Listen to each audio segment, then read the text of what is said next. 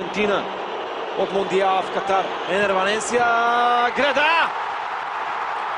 След това още един изстрел. Топката преминава в страни и това е нов корнер за Еквадор. Емилиано Мартинес беше изпратен в другия ъгъл. Какво от това обаче, след като и градата му помогна?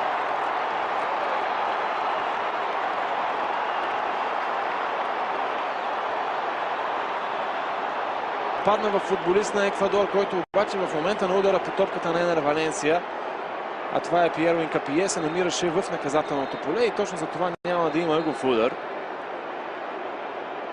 Не успя обаче Енер Валенсия да оцели топката по възможно най-добрия начин.